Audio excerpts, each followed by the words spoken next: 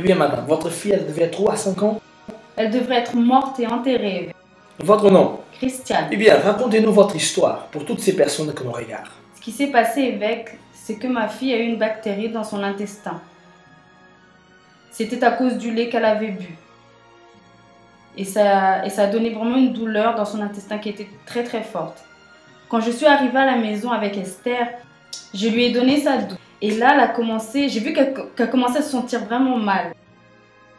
Alors je l'ai prise dans mes bras. Et là, j'ai vu un liquide qui a commencé à sortir de son visage. J'ai pas du tout compris ce que c'était.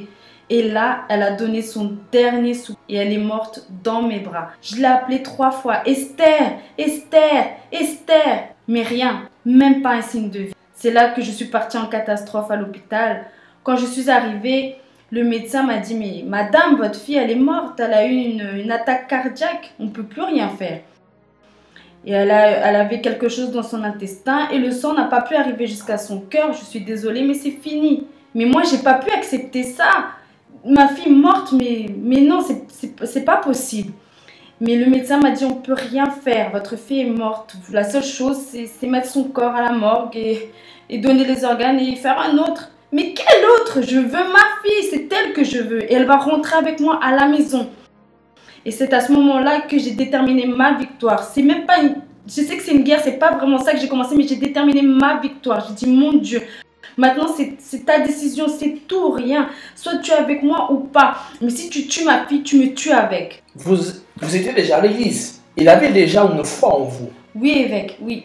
Et vous n'avez pas accepté de tous ces cadeaux du diable. Ah non, pas du tout, évêque. Cela veut dire que le médecin a dit que le correct, c'était la libération, que vous devez libérer la donation de los organes de votre fille, car elle était morte.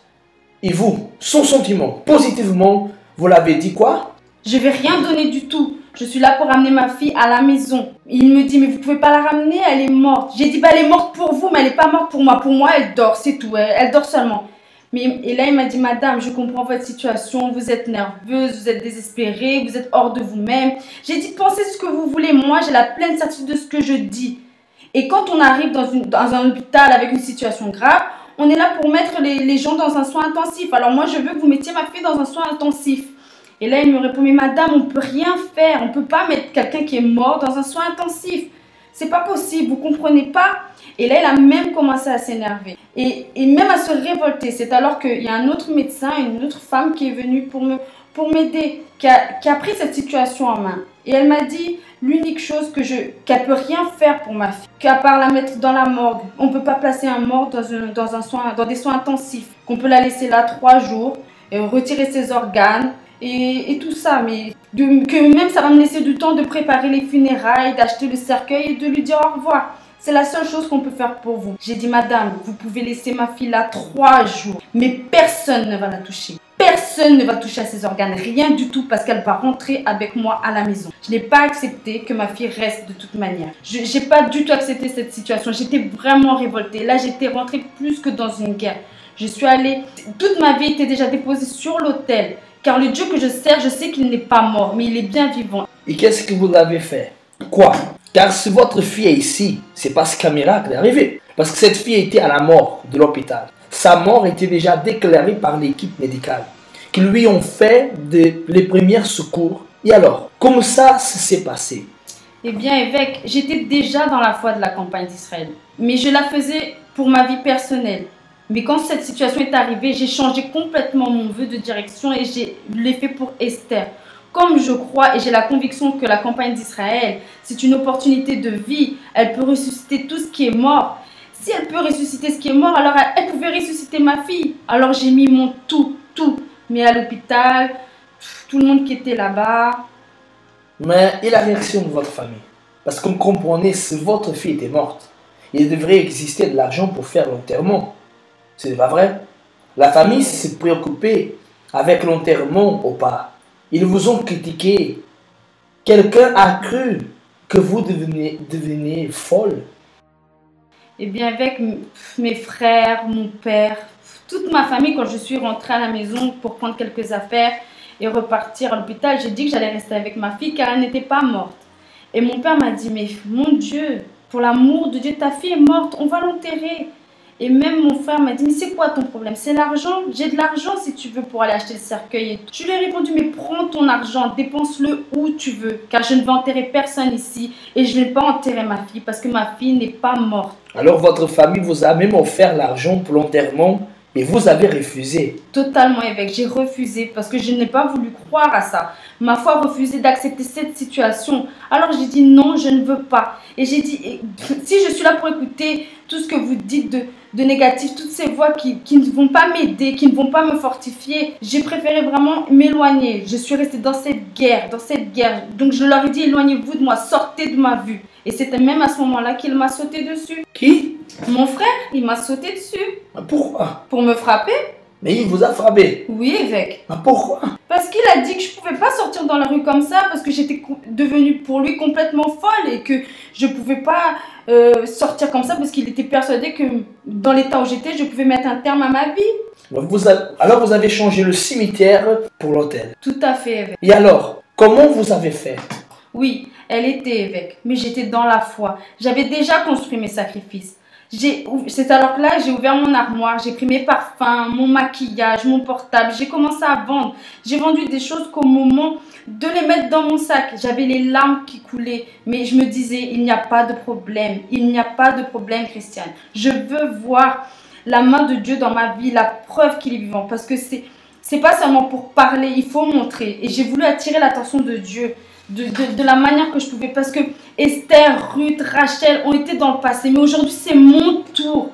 Je représente ces femmes d'aujourd'hui. Je ne suis pas venue à l'église pour chauffer une chaise, je ne suis pas venue pour jouer, je suis venue pour la guerre. Je veux être cette guerrière qui va vraiment tout déchirer.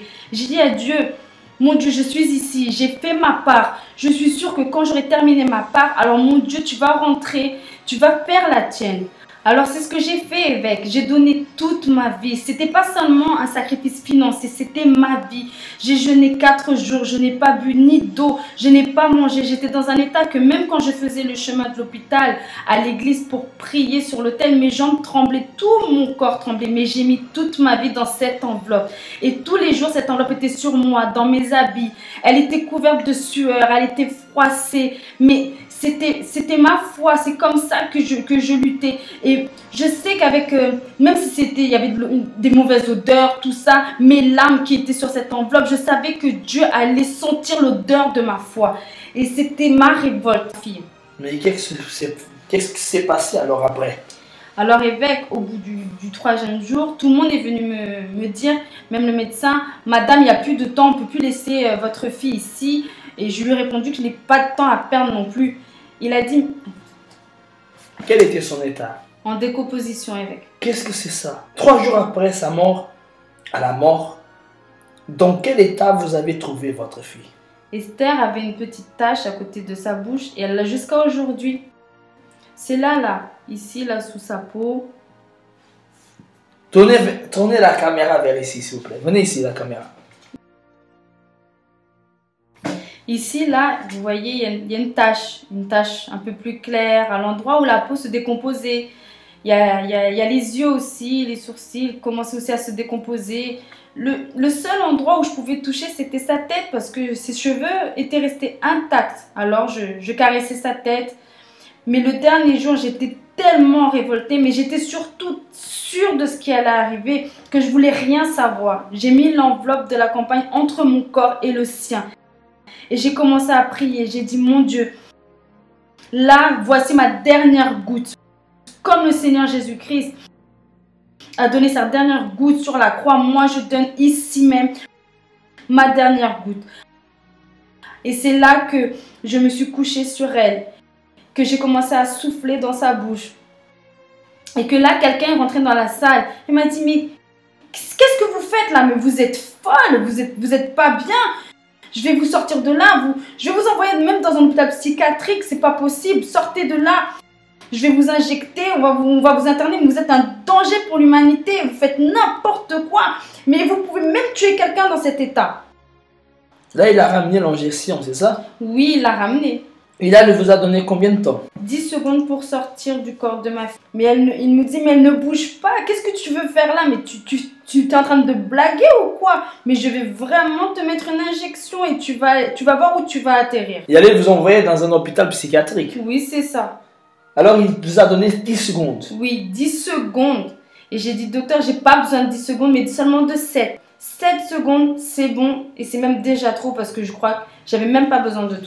Alors vous êtes couché sur elle et vous avez soufflé votre air dans sa bouche. Oui, évêque, je me suis couchée sur elle et j'ai commencé à souffler dans sa bouche. Et j'ai dit, Esther, l'esprit qui est en moi, l'Esprit Saint avec le feu de la campagne d'Israël, faut qu'il rentre en toi pour te ressusciter. Tu peux te réveiller. Réveille-toi tout de suite et sors de là. Car on va arriver à la maison, on va se parler. Et c'est pas marrant ce que tu fais à maman là. Et vous ne voulez pas qu'on vous appelle de folle. Ben, vous avez parlé avec votre fille qui était déjà morte. Et quand vous allez arriver à la maison, on va leur dire, oh, c'est pas bien ce que tu fais. Et là, le médecin m'a dit comme ça, vous voyez, votre preuve, faut la retirer d'ici, elle est folle. Mais moi, je continuais de dire à ma fille, non, oui, elle va être punie parce que ça ne se fait pas ce qu'elle m'a fait. Et j'ai soufflé dans sa bouche. Après, je suis sortie au-dessus d'elle et cette odeur pourrie qu'il y avait, c'était inimaginable. Car même les médecins ici, ils avaient leur masque. Moi, je n'avais rien. J'étais là, je me suis levée, le médecin m'a dit, on y va. Et là, il a même commencé de l'ironie. Il a commencé à compter 10. Ah, vous voyez, rien du tout. 9, 8. J'ai dit au médecin, c'est bon, arrêtez. Et regardons les yeux. Et moi, je regardais les yeux de ma fille. Et là, elle était comme dans un cercueil. Mais j'ai dit, venez, regardez, ma fille est déjà en vie. Et là, il s'approche pour voir comme Thomas. Et là, évêque, comme ma fille a eu une attaque, elle est restée bloquée. Une main ici et l'autre là. Car quand on a une attaque, on reste bloqué comme ça, on ne bouge plus. Et la première chose qu'Esther a bougé, c'est cette main-là. Et elle est tombée comme ça. Et là, le médecin a vraiment eu peur. Il a dit, mais c'est quoi ça? Et là, j'ai dit, Esther, réveille-toi. Mon Dieu, tu ne fais rien à moitié. Alors, je la veux en entier. Le Saint-Esprit fait l'œuvre en entier. Et là, elle a commencé à essayer d'ouvrir les yeux. Sauf que à cause déjà de la décomposition, elle n'arrivait pas très bien. Alors l'infirmière est venue, elle était en train de trembler, mais elle a mis un liquide dans ses yeux et dans sa bouche. Et elle a pris sa langue et l'a tirée. Il y avait une odeur horrible, mon Dieu. Et là, Esther a donné un petit sourire. Et c'est là que j'ai dit à nouveau, pourquoi tu fais ça, maman? Tu n'as pas honte? Allez, on va à la maison car j'ai faim. Et je dis que l'honneur et la gloire soient pour mon Jésus, pour que tout le monde sache qui est Dieu. Et là, le médecin est tombé à genoux, à mes pieds, en pleurs. Non, c'est pas vrai. Oui, évêque. Et le médecin a dit non, moi je veux suivre cette fille. Comme ils ont gardé ma fille en observation, à chaque fois que j'allais là-bas, ils me disaient mais il faut ramener Esther parce qu'elle bouge trop ici. Mais il y a un autre médecin qui me disait mais à 3 ans, elle va devenir végétarienne. Et ses organes ne vont pas se développer parce qu'il est impossible qu'un enfant surmonte une situation comme ça. Elle ne peut pas rester normale. Elle ne va pas pouvoir manger normalement. Son corps va rester défectueux. Elle ne pourra pas courir. Mais seulement, ce que je trouve bizarre, c'est qu'ils arrivent à remarquer quand même que depuis, elle n'arrête pas de bouger. Depuis ce jour, elle est normale. Oui, depuis ce jour-là. Cela, ça fait combien de temps? Cela fait 5 ans et à cette époque-là, elle avait 6 mois seulement. Cela, c'est la preuve de que ce que vous dites, c'est vrai. Voilà l'avant, avec ce que le médecin a dit qu'elle allait rester avec ses problèmes. Et voilà l'après, ou avec dessus tout ce qu'il y a de négatif. Je voudrais que la production puisse prendre cela et exactement afficher dans l'écran pour que tout le monde puisse voir. S'il vous plaît, faites vite. S'il vous plaît, merci. Le résultat, vous êtes sorti de la caverne et la révolte. Ah oui, évêque, avec la certitude que Dieu allait me répondre. L'impossible est devenu possible. Oui, voilà. Un enfant qui était à 3 jours dans la mort, déjà en état de décomposition. Il la voilà, avec beaucoup de santé, belle, et en plus n'arrête de pas, depuis qu'on est arrivé, grâce à Dieu, de bouger. S'il vous plaît, madame, levez-vous. Lève-toi, ma petite. Mes amis, regardez bien. Bien. La maman et la fille, venez ici. S'il y a encore de personnes qui doutent de ce que Dieu que nous prêchons, ce Dieu-là de son trône d'accueil universel, c'est qui? Eh bien voilà, je vous le montre. Il est devant vos yeux. Le voilà. Est-ce qu'il y a encore de marge de doute pour vous qui ne savez pas qui est le Dieu de centre d'accueil, le Dieu que vous attend sur l'autel dans cette campagne d'Israël. Le voilà ici devant vous. Elle se coucha sur sa propre fille avec l'enveloppe de la campagne d'Israël sur son corps. Et voilà, cette belle fille est ici en vie. Ça va Esther? Regarde-moi, tu vas bien? Sûr, la santé va bien. Mes chers amis, que Dieu vous bénisse. Il est votre victoire et il vous aime.